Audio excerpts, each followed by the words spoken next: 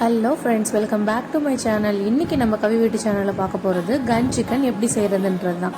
அதுக்கு நான் 3 கன் சிக்கன் மாதிரி பீஸ் கட் பண்ணி வாங்கியிருக்கேன். நீங்கள் கடையில் கேட்டால் இதே மாதிரி கட் பண்ணி கொடுப்பாங்க. கட் பண்ணி வாங்கிட்டு நான் கத்தியை வச்சு மேலே கீந்து வச்சுருக்கேன். அப்போ தான் நம்ம போடுற மசாலாலாம் உள்ள வரைக்கும் நல்லா சாரும். இப்போ இது எப்படி பண்ணலான்னு பார்க்கலாம் வாங்க.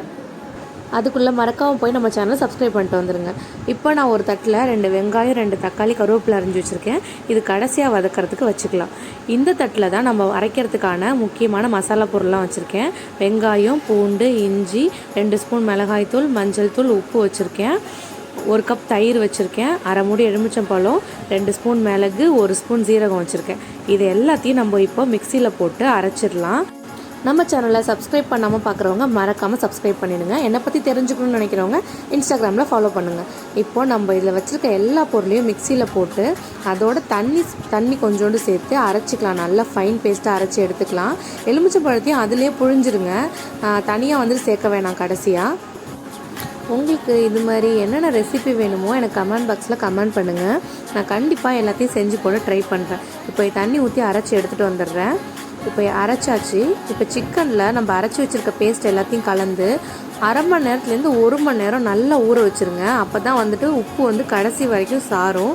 நீங்கள் ஒரு 10 நிமிஷத்தில் கோட் பண்ண 10 நிமிஷத்தில் பொரிக்கிறத பற்றி ஒன்றும் இல்லை.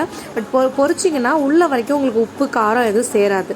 நல்லா அந்த கேப்லலாம் அந்த மசாலா போகிற மாதிரி பண்ணிவிடுங்க. இப்போ நான் 1.5 ஸ்பூன் கார்ன்ஃப்ளவர் மாவு கலந்துக்கிறேன்.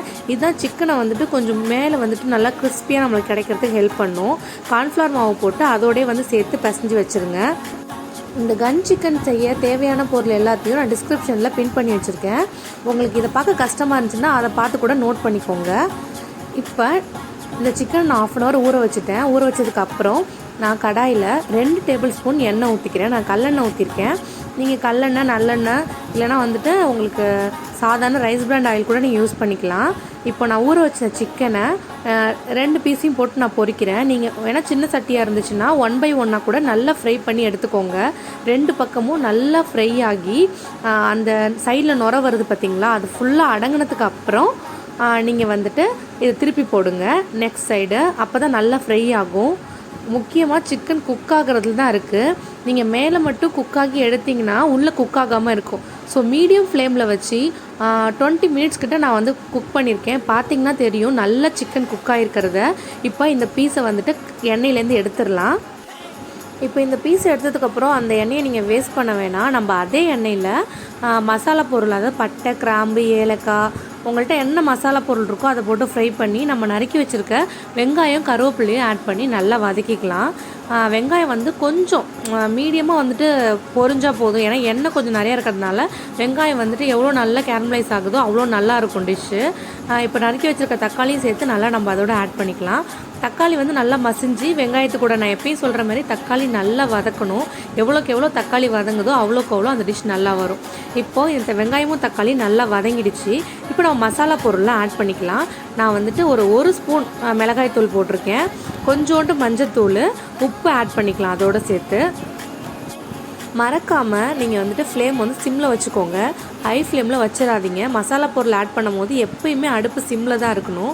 இப்போ மசாலா பொருள்லாம் போட்டு ஒரு 2 நிமிஷம், ஒரு 2 செகண்ட் கூட இல்லை, நல்லா கொஞ்சம் ஃப்ரை பண்ணிவிட்டு அதோடு நம்ம மற்றதெல்லாம் ஆட் பண்ண ஆரம்பிச்சிடலாம். நான் 1 ஸ்பூன் வினிகர் ஆட் பண்ணுறேன். அப்புறம் 2 டேபிள் ஸ்பூன் கிட்ட டொமேட்டோ சாஸ் ஆட் பண்ணிக்கிறேன். சோயா சாஸ் ஆட் பண்ணணும். என்கிட்ட இல்லாதனால ஆட் பண்ணல. சோயா சாஸ் ஆட் பண்ணிங்கன்னா இன்னும் நல்லா வரும். இப்போ சூப்பரான மசாலா ரெடி ஆகிடுச்சு. இதுதான் நம்ம கன் சிக்கனை கோட் பண்ண போகிற மசாலா. இதில் உங்களுக்கு கரம் மசாலா ஆட் பண்ணணுன்னா ஆட் பண்ணிக்கலாம், இல்லை மிளகுத்தூள் ஆட் பண்ணாலும் நீங்கள் ஆட் பண்ணிக்கலாம். அது உங்களோடது தான். இப்போ நம்ம பொரிச்சு வச்சுருக்க சிக்கனை இதில் போட்டு நல்லா கோட் பண்ணி இறக்கிட்டோன்னா அட்டகாசமான கன் சிக்கன் ரெடி ஆகிடும். நீங்கள் எல்லோரும் கண்டிப்பாக ட்ரை பண்ணி பாருங்கள். எப்படி இருந்துச்சுன்னு கமெண்ட் பாக்ஸில் கமெண்ட் பண்ணுங்கள். மறக்காமல் நம்ம சேனலை சப்ஸ்கிரைப் பண்ணிவிடுங்க. நம்ம இன்னொரு வீடியோவில் இன்னொரு டிஷ்ஷோட மீட் பண்ணலாம் ஃப்ரெண்ட்ஸ். பாய். இது ஒரு கோழி துண்டு. சரி, இந்த கோழி துண்டுக்குள்ள 20 கோழி இருக்கு.